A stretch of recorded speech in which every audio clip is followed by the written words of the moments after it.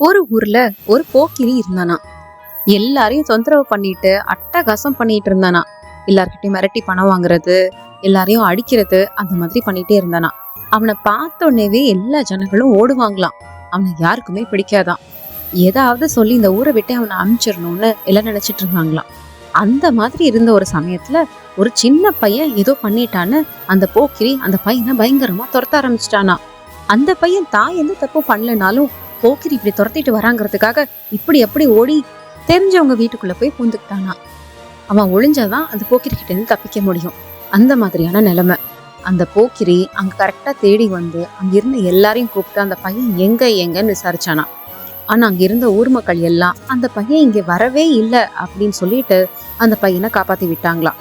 கொஞ்ச நேரம் இருந்து பார்த்துட்டு நிஜமாவே அந்த பையன் அங்கதான் இல்ல போல இருக்குன்னு சொல்லிட்டு அந்த போக்கிரி கிளம்பி போயிட்டானா. இப்ப இந்த கதைய ஒரு திருக்குறள் கூட ஒப்பிடலாம். பொய்மையும் வாய்மை இடத்து உரை தீர்த்த நன்மை பயக்கும் எனின். ஒரு பெரிய தீமைய நடக்க விடாம தடுத்து நிறுத்த போறோம் அப்படின்னாலோ, இல்ல யாராவது ஒருத்தரை ஒரு பெரிய ஆபத்துல இருந்து காப்பாத்த போறோங்கிறதுனாலயோ, அந்த மாதிரியான சூழ்நிலையில நம்ம பொய் சொன்னா கூட அது தப்பு கிடையாது அப்படின்னு வள்ளுவர் சொல்றாரு. எல்லாருமே பொய் சொல்லாம தான் இருக்கணும், கரெக்டா? ஆனா இந்த போக்கிரி ஒரு கெட்டவன். இந்த கெட்டவன் கிட்ட இருந்து நல்லவனான அந்த பையனை காப்பாத்துறதுக்காக தான் அந்த ஊர் மக்கள் அந்த பொய்ய சொன்னாங்க. அந்த மாதிரி ஆபத்துல இருந்து அந்த பையனை காப்பாத்துறதுக்காக அவங்க சொன்ன பொய் கூட ஒரு உண்மை மாதிரி தான். நன்றி, வணக்கம்.